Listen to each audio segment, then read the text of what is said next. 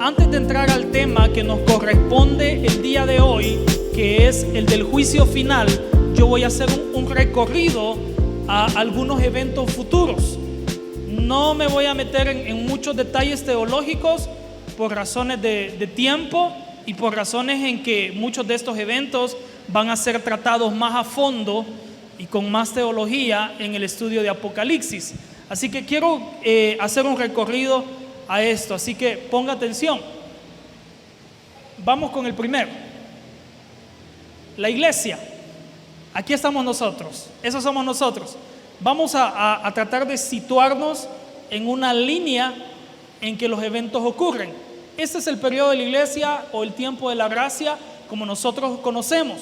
¿Qué es lo que la iglesia está esperando? Anteriormente hemos estado viendo la misión de la iglesia, cuál es el propósito de que usted y yo estemos acá, nos congreguemos, sirvamos, qué es lo que tiene que ver todo esto con nosotros.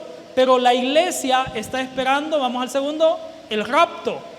Leíamos en la primera lección de Apocalipsis, donde habla que en el rapto la iglesia se encuentra, dice la palabra de Dios, los muertos en Cristo resucitarán primero. La iglesia se encuentra con Cristo que viene y se encuentra en las nubes con Él. Hay un encuentro, es decir, Jesús no desciende hasta la tierra, sino que la iglesia se encuentra con Él en las nubes, en el rapto. Este es uno de los eventos que esperamos. Al suceder esto, al ocurrir esto, el rapto de la iglesia, hay algo donde usted y yo, si hemos estado bien con Cristo, ya sea que hayamos muerto en Cristo o estemos vivos cuando ocurra el rapto, va a suceder, y es el evento del tribunal de Cristo. ¿Qué es lo que sucede en el tribunal de Cristo? Lo estoy haciendo breve porque, como les repito, después lo vamos a ver más teológicamente en Apocalipsis. Lo que sucede en el tribunal de Cristo es similar a lo que sucede al final del año. Al final del año muchos de los estudiantes han pasado grado, pero algunos han pasado raspaditos y algunos han pasado con el tercero, segundo o primer lugar. El tribunal de Cristo va a ser como un tiempo de premiación, ¿verdad? Vamos a la siguiente parte. Luego del tribunal de Cristo viene la parte de la boda del Cordero, donde la iglesia es la novia. Más adelante también en Apocalipsis se va a extender esta palabra.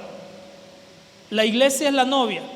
La iglesia es la novia y Jesús es el novio. Entonces hay una celebración entre la iglesia y en las bodas hay un banquete, hay fiesta, hay alabanza, hay celebración, hay un poco de todo. Jóvenes, yo les voy a preguntar si usted está hablando y los voy a llamar por nombre y apellido, ¿sí? Ok, y en las bodas, esto es lo que sucede con la iglesia. Mientras todo esto pasa arriba en el cielo, ¿qué es lo que sucede? En el periodo del rapto, la palabra del Señor y Asamblea de Dios creemos en el periodo del rapto que si alguien no está bien con Cristo, que si alguien se queda, va a pasar este periodo. ¿Qué es lo que sucede después de eso? Hay un periodo de 7 años al que se le denomina periodo de gran tribulación, y este periodo se divide en dos: 3 años y medio, vamos al siguiente, 3 años y medio de paz, una falsa paz. Más adelante también vamos a estar hablando del anticristo. ¿Quién es el anticristo? Va a ser una figura pública mundial que va a traer una aparente paz. Entonces esos 3 años y medio van a ser 3 años y medio donde no va a haber quizás ladrones, no va a haber pandillas, la economía va a ser buena en El Salvador. O sea, van a ocurrir muchas cosas buenas, pero todo esto es falso y tiene un precio. Y vamos al siguiente periodo. El siguiente periodo son 3 años y medio de guerra, 3 años y medio donde el anticristo se va a quitar la máscara y se va a mostrar con sus verdaderas intenciones, y empieza a haber persecución para aquellos cristianos que creyeron en Cristo, que asistían a la iglesia, pero no tenían una buena relación con el Señor y se quedaron en el rapto. Entonces, estos van a sufrir persecución en este periodo de gran tribulación.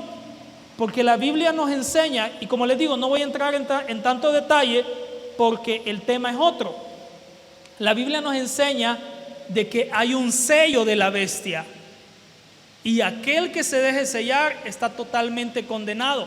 Pero no voy a entrar en muchos detalles, sino que hasta después. Vamos a la siguiente. ¿Qué es lo que está esperando esta gente? Aquí viene una de las etapas o la segunda etapa de la que le hablé cuando veíamos la primera lección de Apocalipsis. La segunda venida de Cristo.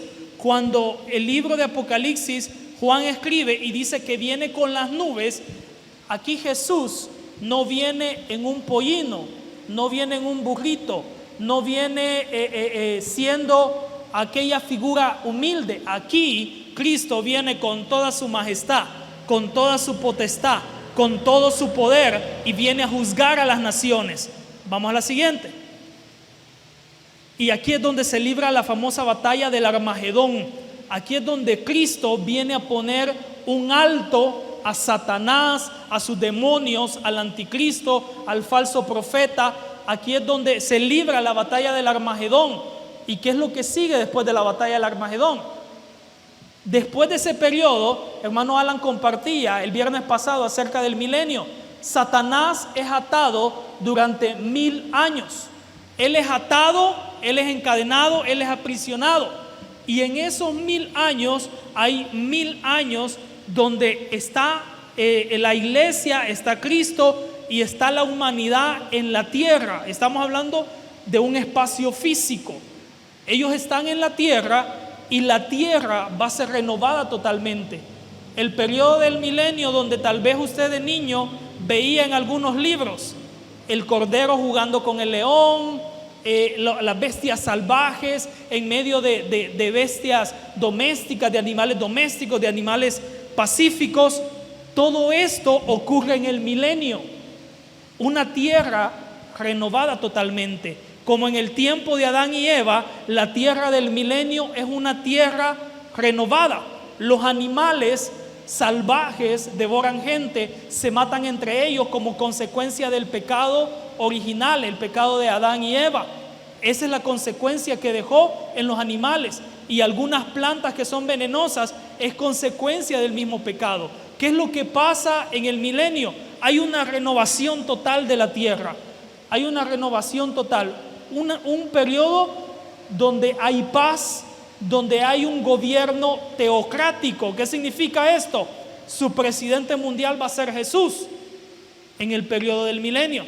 Pero pasados los 1000 años, dice que Satanás es suelto y empieza a engañar a las generaciones que nacieron en ese periodo de 1000 años. Y aquí venimos a la otra parte. Esto es de lo que quiero hablar esta noche, del juicio del gran trono blanco. Y hago una pregunta: ¿cuántos de los que están acá, conteste con un amén o levante la mano, cuántos de los que están acá quisieran ir a este juicio del gran trono blanco? Algunos ya saben, ¿no? Y algunos a saber qué es eso. El juicio del gran trono blanco o el juicio final, se oye bonito, el gran trono blanco, pero es un juicio cara a cara con el Señor, y un juicio donde van a ser juzgadas muchas cosas en las personas. Pero ya vamos a ver quiénes van a ese juicio, ya vamos a ver detalle a detalle. Quiero que vayamos al libro de Apocalipsis capítulo 20, versículo 11 al versículo 15. Libro de Apocalipsis capítulo 20, versículo 11 al 15.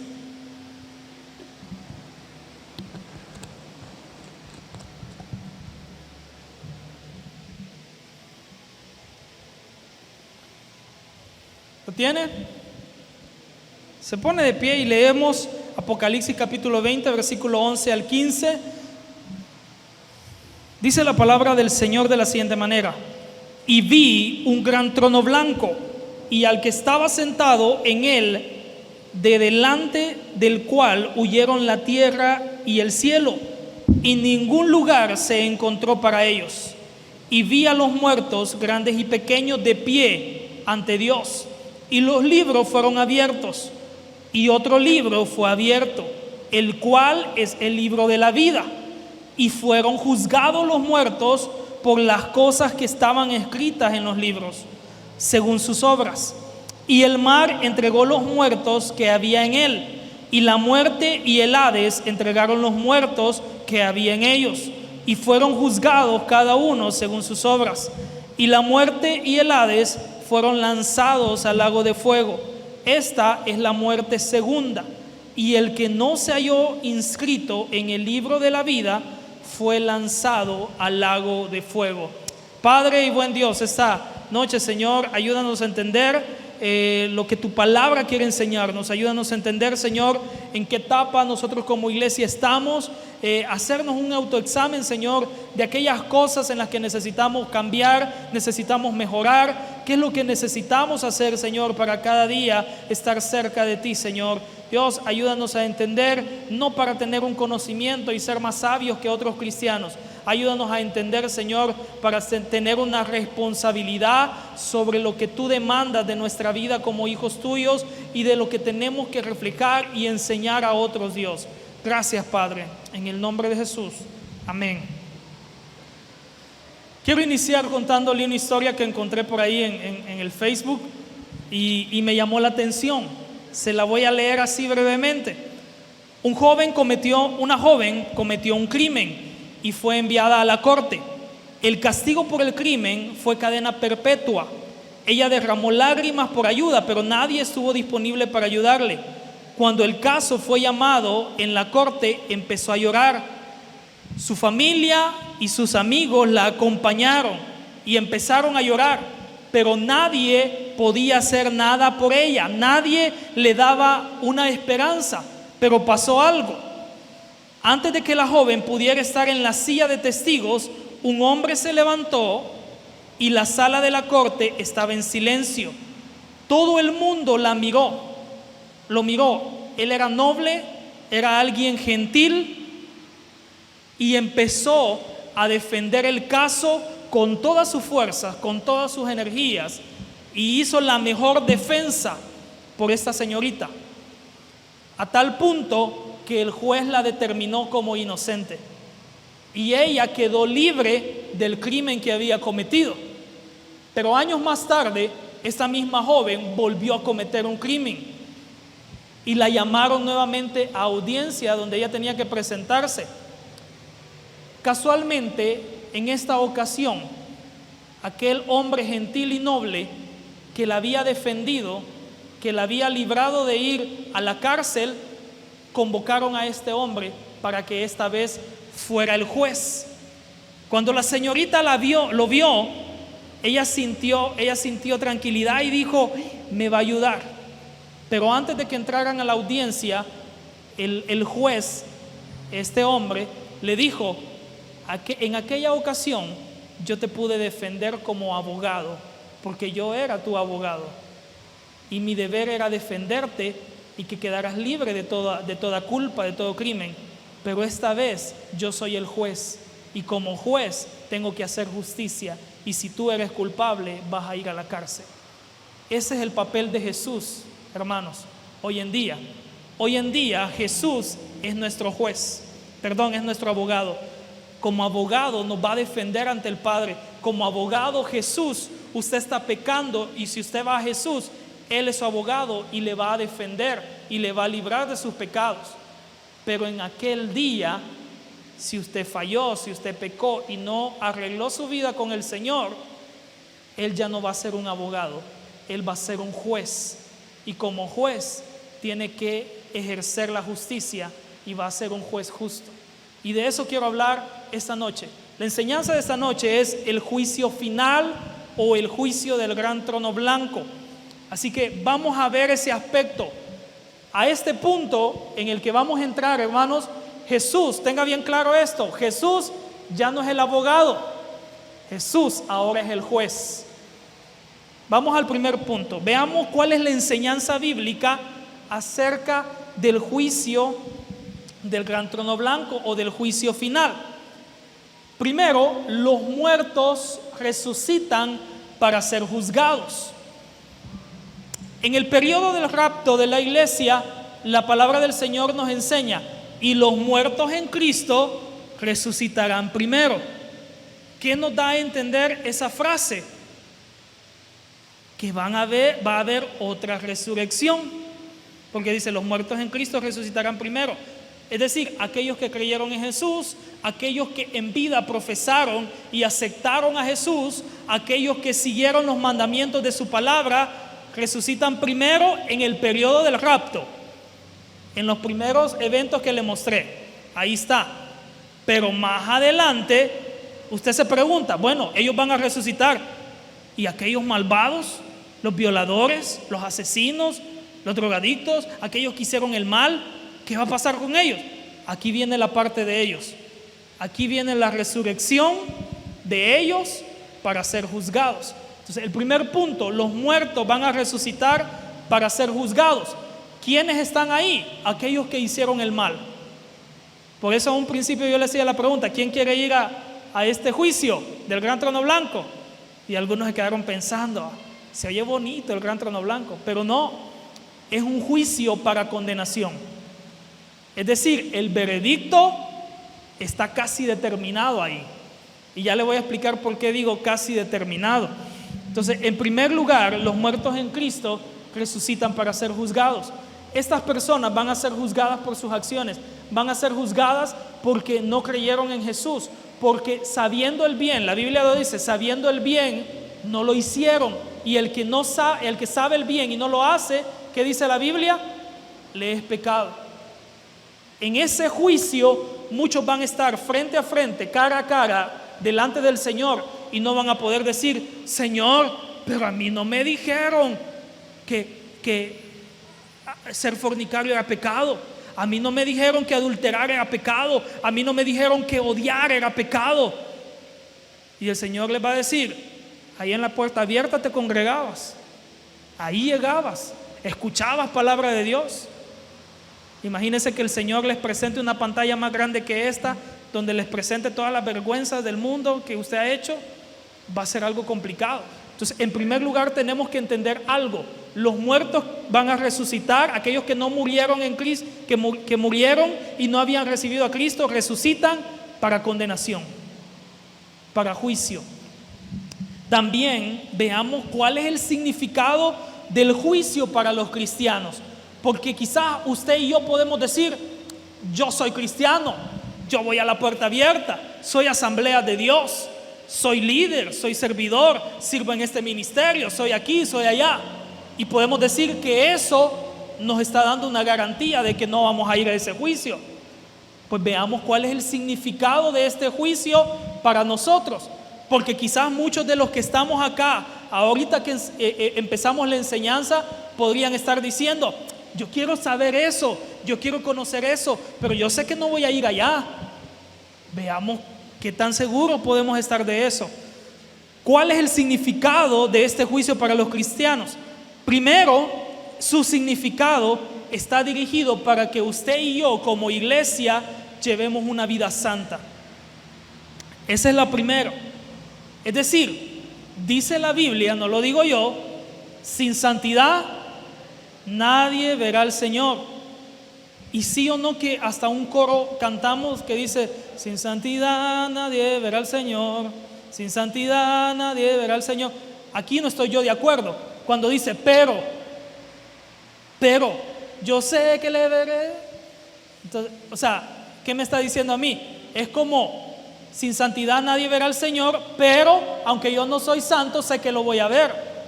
Esa es la forma de pensar de muchos cristianos.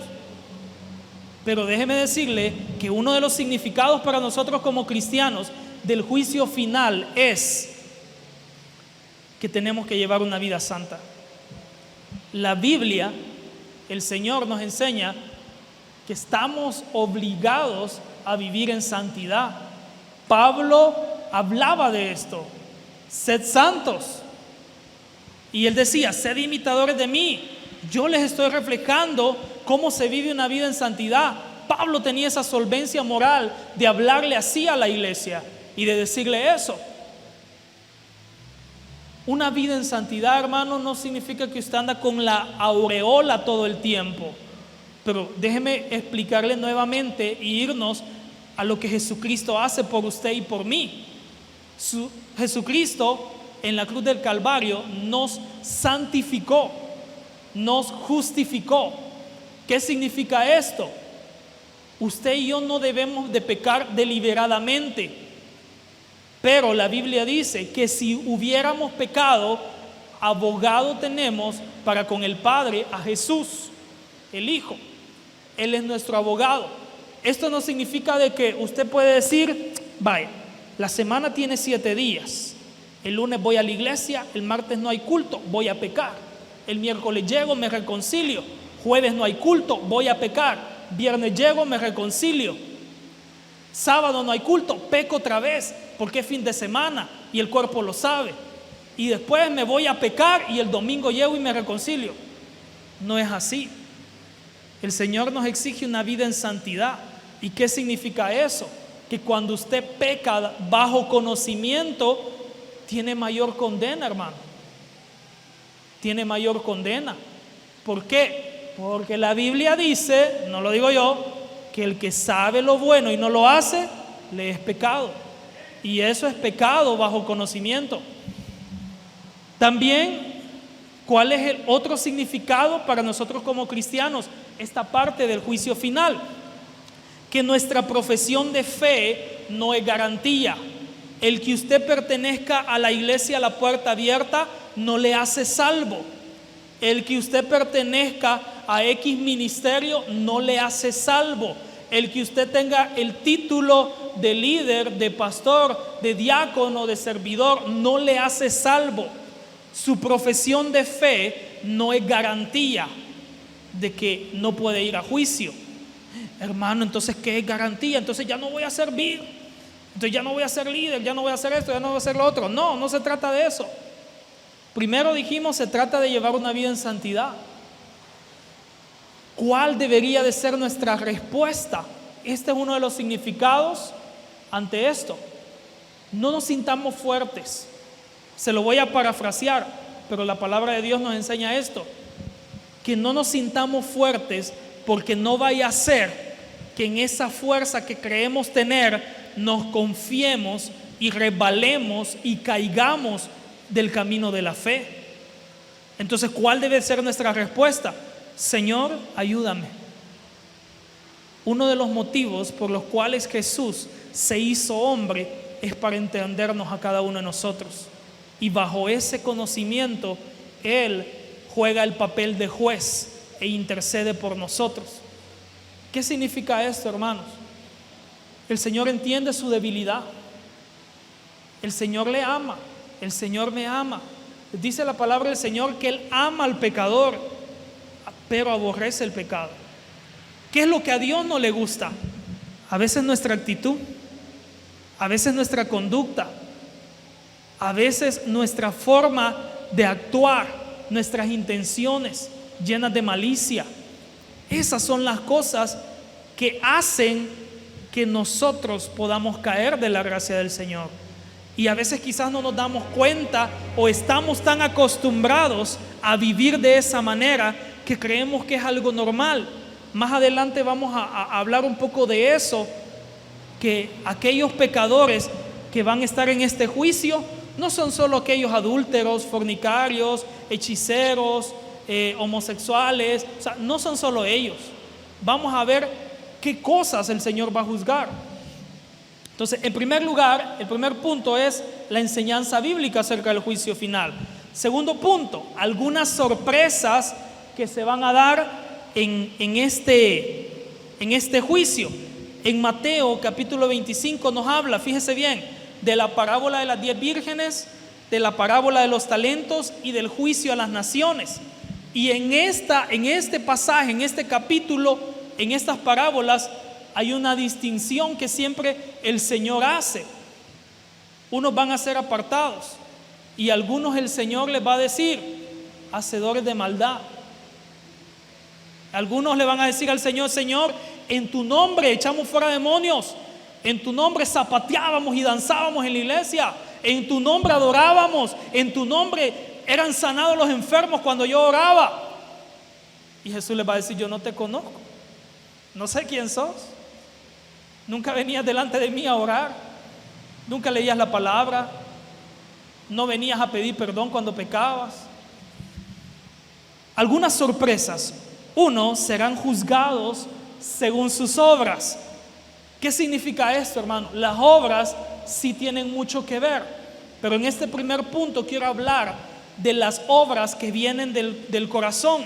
¿A qué me refiero? Aquellas cosas que podemos llegar a hacer malintencionadamente.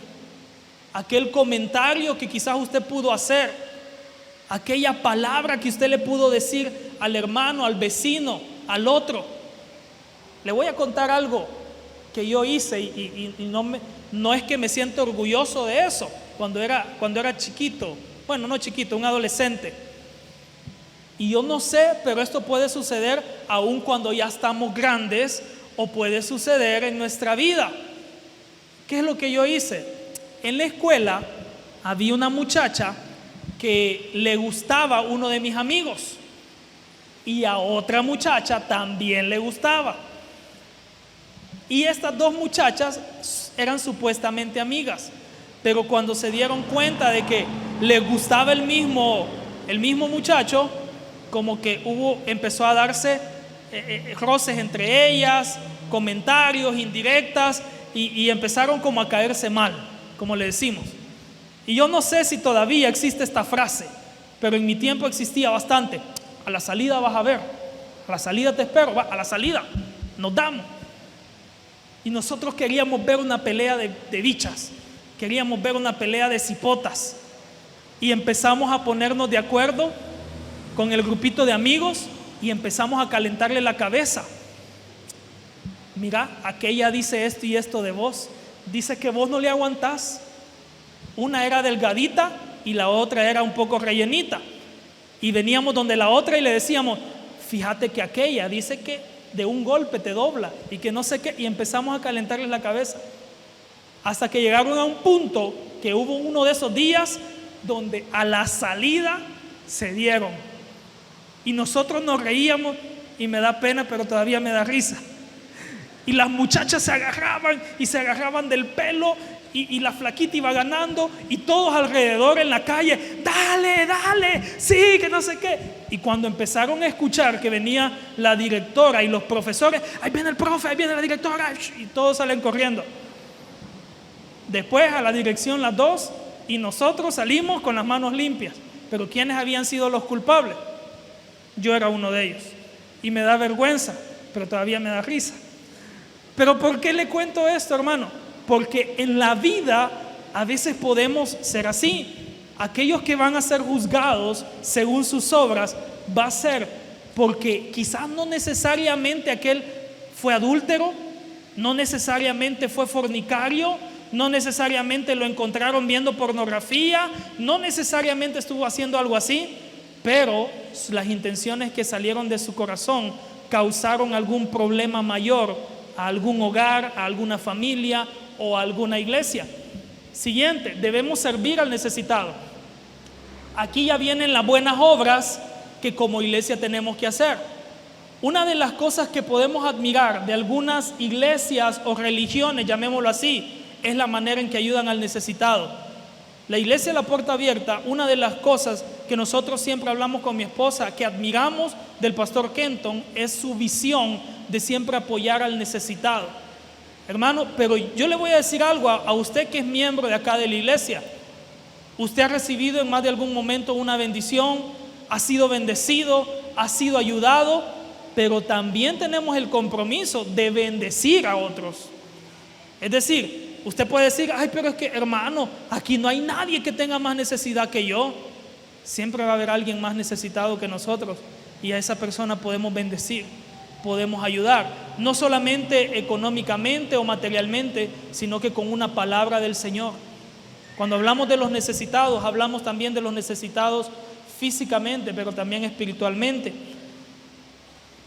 Hay una parte, número 3, los juzgados se sorprenden ante el veredicto.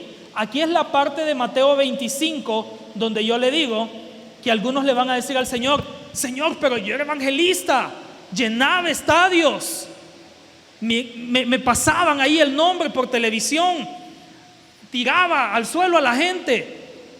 Y el Señor le va a decir: yo no te conozco, apártate de mí, hacedor de maldad. Lo único que hacías era sacarle dinero a la gente. Porque existen los falsos maestros, existen los falsos profetas, existe todo eso, existe todo esto de la ganancia deshonesta, y el Señor va a juzgar esto. Entonces algunos se van a quedar así como el emoji de sorpresa. Andate para allá, a mi reino no vas a entrar, le va a decir el Señor. Entonces eso se vuelve un poco difícil, y algunos van a ser sorprendidos por el veredicto del juez. Y 4, aquí viene otra parte, y este es un consejo para la iglesia: cuidado con andar de cobarde, hermano. La palabra del Señor dice que el reino de los cielos sufre violencia, y los violentos, aquellos que son valientes, aquellos que son atrevidos, ellos van por el reino de los cielos. ¿A qué quiero llegar con esto, hermano? Como cristianos, como hijos de Dios, todos tenemos derecho en algún momento a pasar por el desánimo, a pasar por aquellos momentos de flaqueza, donde usted no se siente quizás muy cristiano, donde quizás usted no se siente muy amado por sus hermanos. En algún momento podemos sentirnos así y pasar por un momento así, pero eso no significa que toda su vida como cristiano va a ser así. El Señor le dijo a Josué: esfuérzate y sé valiente. No le dijo: sé cobarde y aíslate de tus hermanos. No, esfuérzate y sé valiente. ¿Por qué? Porque el valiente va a perseverar hasta el fin. Porque el valiente va a ver a su Señor, y no para condenación, sino para bendición. Vamos al punto número 3. ¿Cuáles son los veredictos? Hay 2 veredictos, y déjeme explicarle cada uno. Primero, muerte eterna. La Biblia dice: y estos son librados de la muerte segunda, los que murieron en Cristo. Pero los que murieron sin Cristo van a pasar por una muerte segunda. ¿Qué significa esto? Es la muerte eterna. Voy a ponerle un ejemplo. Una persona muere el día de hoy. Esta persona no conocía a Cristo. Esta persona estaba llena de pecado. Esa persona muere. El día del juicio final, esta persona va a resucitar, no para salvación, sino para condenación. Entonces esta persona resucita, y cuando el veredicto final de Cristo llega, que es muerte eterna, esta persona es lanzada al lago de fuego. Y ya vamos a hablar un poco del lago de fuego.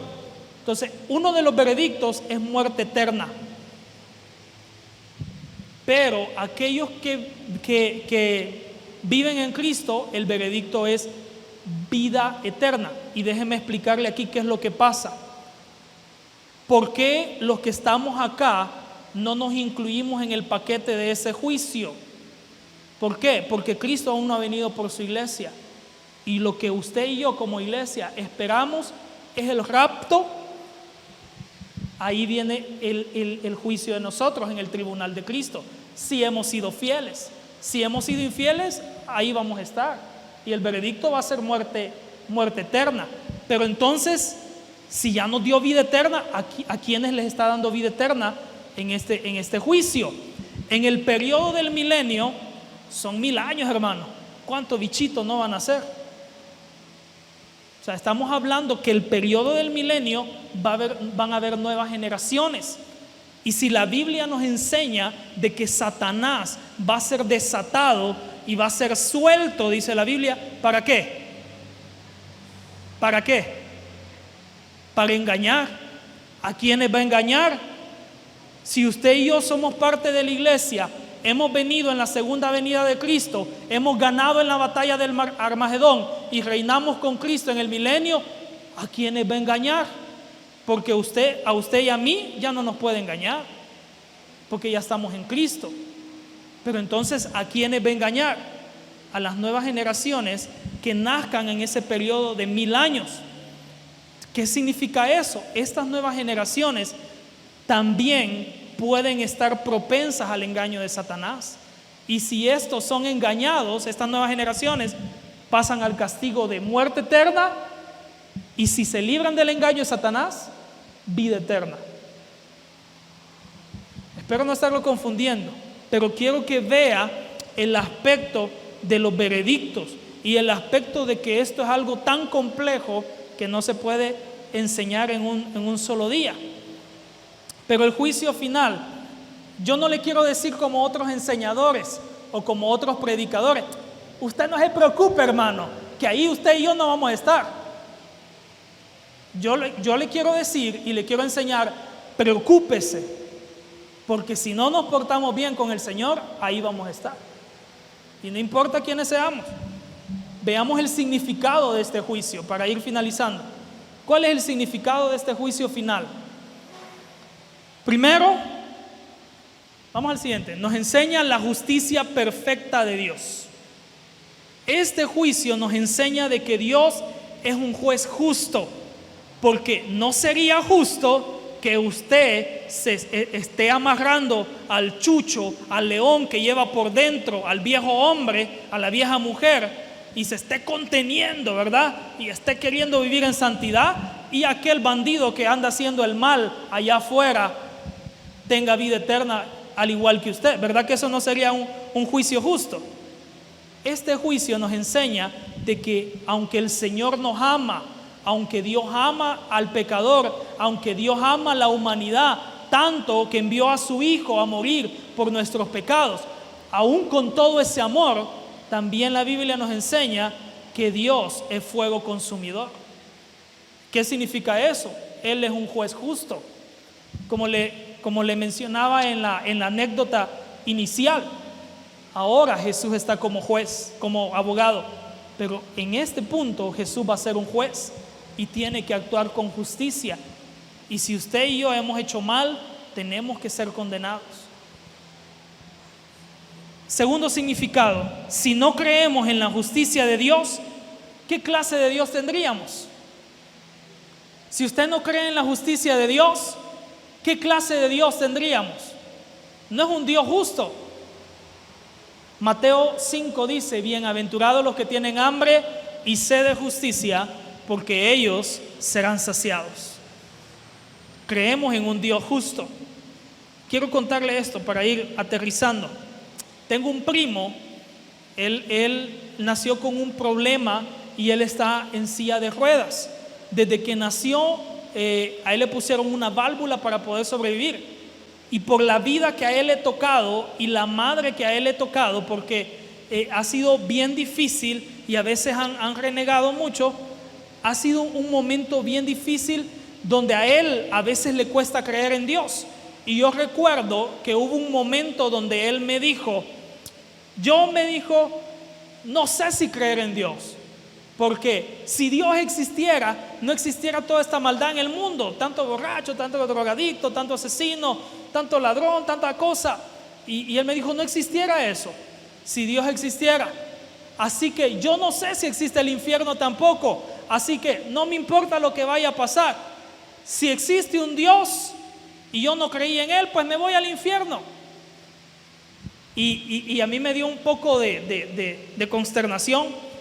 Y le digo yo ese día, ¿de qué te sirve renegar por tu vida, lamentarte por tu vida acá en la tierra y sufrir acá en la tierra y seguir sufriendo allá en el infierno?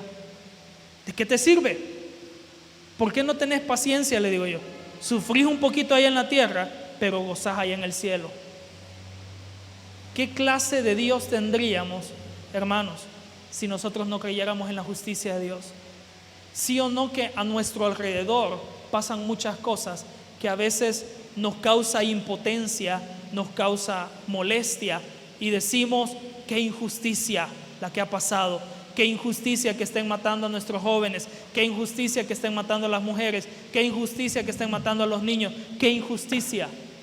La palabra del Señor dice, bienaventurado el que tiene hambre y sed de justicia, porque éste será saciado. Y nosotros creemos en un Dios de justicia. Vamos a la siguiente. La palabra del Señor dice lo siguiente respecto al lago de fuego. Aquel que recibe la condenación de muerte eterna es lanzado al lago de fuego. Pero los que van a estrenar el lago de fuego es la muerte y el Hades. Déjeme decirle esto, hermano. El lago de fuego no fue preparado para usted y para mí. El lago de fuego no fue preparado para la humanidad. Fue preparado para Satanás y sus demonios. Pero él no va a estar contento, él no va a estar tranquilo. Y él quiere arrastrarse a toda la humanidad posible, a todos aquellos que se alejan del Señor. Vamos a la siguiente. Y con eso termino. Dice Apocalipsis 20:15: y el que no se halló inscrito en el libro de la vida fue lanzado al lago de fuego. Y en alguna porción de Apocalipsis también dice: y esta es la muerte segunda. Esta es la muerte segunda. Este es el castigo eterno. Ahí no va a morir. Ahí va a estar en muerte eterna. Va a vivir una eternidad, si a eso se le puede decir vida, pero en constante muerte. Por eso se le llama muerte eterna, porque usted va a estar consciente del dolor, porque usted va a estar consciente de la quemada. Y no es una quemada de primero, segundo, tercer grado. Es una quemada donde va a destruir quizás todo lo que usted pueda hacer en ese momento. O sea, es una condenación eterna. ¿Usted cree que la intención del corazón de Dios es que usted y yo estemos ahí? De ninguna manera. De ninguna manera. Y alguien puede decir, recuerdo que en una ocasión alguien me dijo: pastor, prediquemos más del infierno para que a la gente le dé miedo y la gente se ponga cuentas con el Señor. La intención de esto no es que usted tenga miedo. La intención de esto es que reflexionemos y constantemente hagamos un autoexamen en nuestra vida. Porque no solo aquello a lo que nosotros llamamos pecado es pecado. También arrastrar malos sentimientos en nuestro corazón es pecado. También guardar cosas en nuestro corazón que nos dañan no solo físicamente, sino que emocionalmente, eso es pecado también. Y hay una serie de situaciones en las que tal vez usted pueda decir: Señor, pero si yo predicaba, yo enseñaba, se convertían 10, 15, 20 cuando yo predicaba. Dios no se deja impresionar por el número. Una vez leí una frase que me llamó la atención y me gustó, porque es la pregunta que muchos cristianos nos hacemos. La pregunta es esta: pero si es un mal creyente, si está en pecado, si hace esto y si hace el otro, ¿por qué Dios lo usa? ¿Por qué pasa esto? ¿Por qué pasa lo otro? Y leí esta frase y me gustó porque encaja con esa pregunta. La frase decía: no creas que porque Dios te usa o te respalda significa que apruebe todo lo que haces. ¿Por qué, hermano? Y yo le voy a contestar como le contesté a esa estudiante que me preguntó esa pregunta un día. Porque hay tanta gente que tiene la necesidad de una palabra del Señor, tiene la necesidad de un milagro y tiene la fe para recibirlo, que Dios va a usar muchas veces a aquel que está dispuesto a poner la mano y orar. Pero eso no significa que Dios esté de acuerdo al 100% con el estilo de vida que esa persona lleva. Y usted podrá decir: eso es contradictorio, porque Dios no usa un vaso sucio. Claro que no, pero también Dios no se deja guiar por apariencias. Y Dios conoce lo profundo de nuestro corazón y Él sabe si nuestro vaso está sucio. Y si usted y yo estamos limpios para que Él, dispuestos para que Él limpie nuestro vaso, Él lo va a hacer. Pero si no, la mugre de pecado se va a ir pegando cada vez más, al punto en que el vaso se acostumbró a estar con la mugre que es el pecado y nunca va a ser limpio, porque nunca se dispuso para que Cristo lavara su pecado. Así que yo le quiero hacer solo este recordatorio y este llamado a atención para todos nosotros que estamos acá.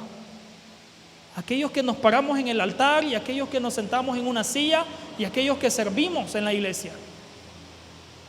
Todo eso no es garantía de salvación. Pero si usted y yo vivimos y buscamos la santidad para con Dios y para con el prójimo, la paz, el Señor va a hacer su obra. Deje que el Señor mate al viejo hombre, mate a la vieja mujer, mate al yo, pero es que yo soy así. No. Deje que Dios mate todo eso para que Él nazca en un vaso limpio. Póngase de pie ahí donde está y oramos esta noche.